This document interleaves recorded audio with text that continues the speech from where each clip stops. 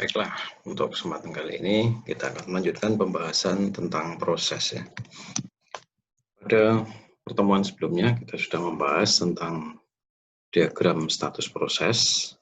Seperti diagram ini sudah kita bahas pada pertemuan sebelumnya. Dan juga sudah kita bahas juga bahwa di dalam sebuah sistem operasi ada macam-macam operasi pada proses itu sendiri.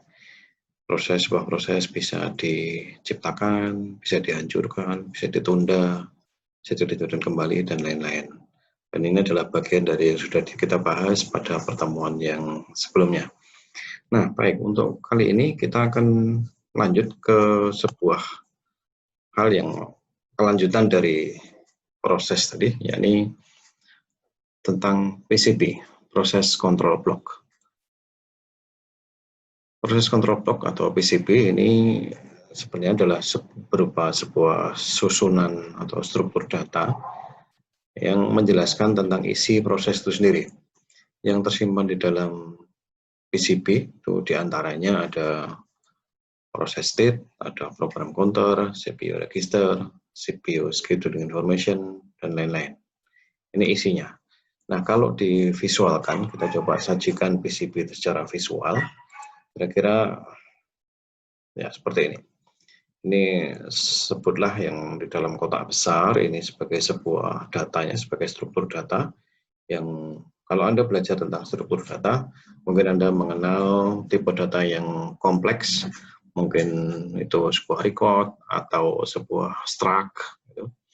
Nah, di sini PCB atau program control block ini sekali lagi seperti pada slide yang sebelumnya tadi, yang ini ada proses state, ada program counter, dan sebagainya.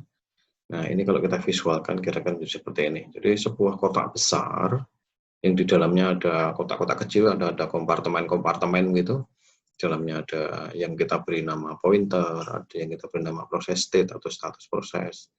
Ada proses number atau boleh juga kalau mau disebut dengan proses ID, ada program counter, register, memory limit, dan seterusnya. Nah, ini adalah PCB. Jadi PCB ini sekali lagi adalah sebuah struktur data yang mencatat posisi current time, posisi suatu saat dari sebuah proses. Itulah PCB. Boleh dibayangkan bahwa PCB itu seperti sebuah almari, gitu ya. Sebuah almari atau satu rak gitu, yang di dalamnya ada macam-macam, ada rak-rak kecil, ada subrak di dalamnya tersimpan berbagai macam item barang. Nah, kalau di sini adalah tersimpan berbagai macam data yang data-data tersebut adalah menjelaskan tentang isi proses itu sendiri. Nah, PCB ini nanti akan dimanfaatkan ketika sebuah proses itu dieksekusi oleh CPU.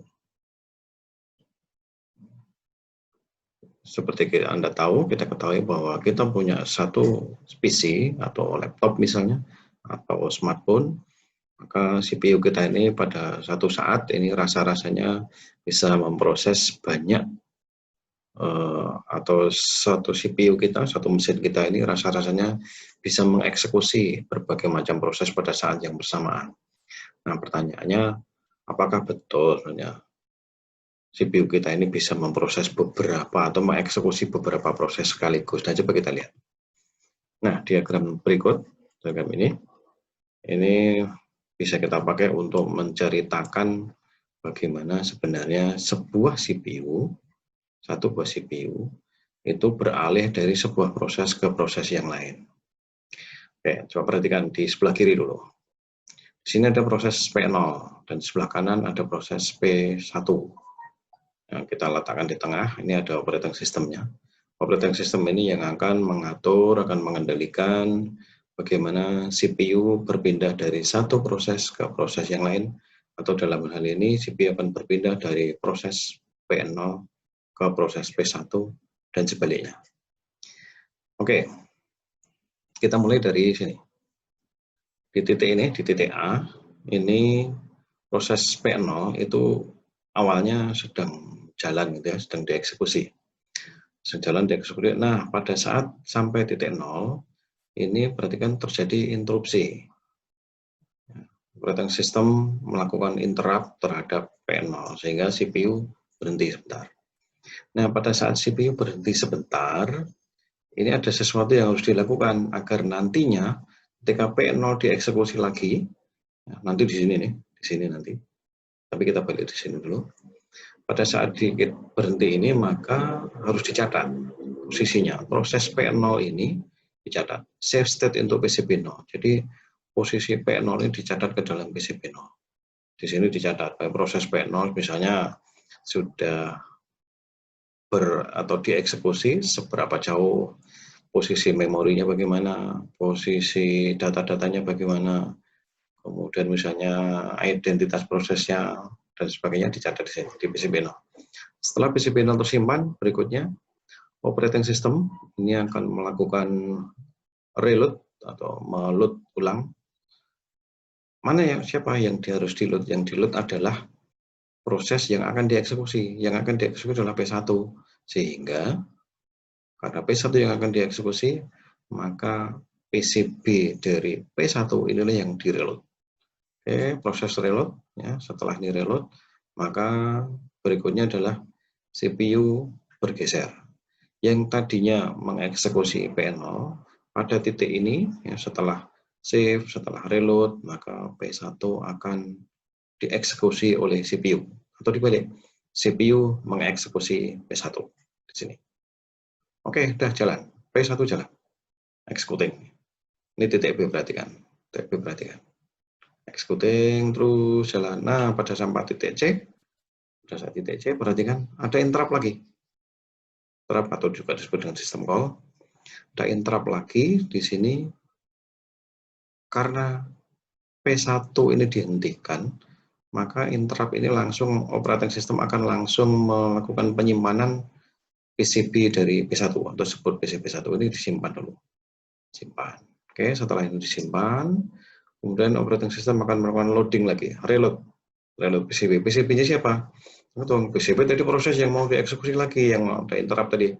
Oh, yang mau dieksekusi adalah P0, sehingga yang di-load adalah PCB0. Yang di-load PCB0. Nah, begitu ini reload selesai, reloadnya oke, maka langsung balik lagi ke sini. Perhatikan balik ke titik D atau menuju titik D, P0 kembali dieksekusi oleh CPU. Nah, disinilah mulai yang tadinya, jadi P0 yang tadinya running sampai di sini, kena interrupt. Nah, selama ini ada proses interrupt, maka di sini idle. Idle itu artinya P0-nya tidak melakukan apapun, dia berhenti total istirahat. Kemudian sampai di sini dia jalan lagi, executing lagi. Nah, inilah bagaimana mekanisme CPU switch ya, from proses ke proses, atau bagaimana CPU berpindah dari proses satu ke proses yang lain. Perhatikan lagi bahwa sampai di sini ini adalah idle. Idle artinya P0 tidak melakukan proses apapun. Coba lihat sebelah kanan. Sebelah kanan ini. Bahwa P1 yang awalnya idle di sini tidak melakukan apa-apa. Ketika proses dia jalan di sini statusnya executing, kemudian sampai di sini idle lagi. Nah, perhatikan lagi bahwa di sini P1 idle, di sini P1 idle. Sedangkan di sini ini P0-nya idle dari titik A sampai titik D. Ketika idle sekali lagi dia tidak melakukan proses apapun. Nah, bolehlah kalau mau disebut dengan istirahat. Nah, inilah bagaimana mekanisme CPU switch dari satu proses ke proses yang lain. Mudah-mudahan ini memberikan gambaran bagaimana mesin kita atau laptop kita atau smartphone kita itu yang bagi user nampaknya melakukan eksekusi beberapa proses sekaligus, itu sebenarnya dalam satu saat itu satu CPU kita itu hanya mampu melakukan satu buah atau mampu mengeksekusi satu buah proses. Ketika ada eksekusi, dia akan hentikan, dia akan eksekusi proses yang lain. Kemudian ketika ada interrupt lagi, dia akan balik ke proses tersebut, dan demikian seterusnya. Oke, itu penjelasan singkat tentang bagaimana mekanisme pergantian proses yang dieksekusi oleh CPU. Boleh dikatakan sebagai CPU berpindah dari proses ke proses yang lain, atau kalau mau dikatakan dari proses itu di switch ada antar proses ke CPU juga. Oke, saya kira begitu. Mudah-mudahan memberikan penjelasan.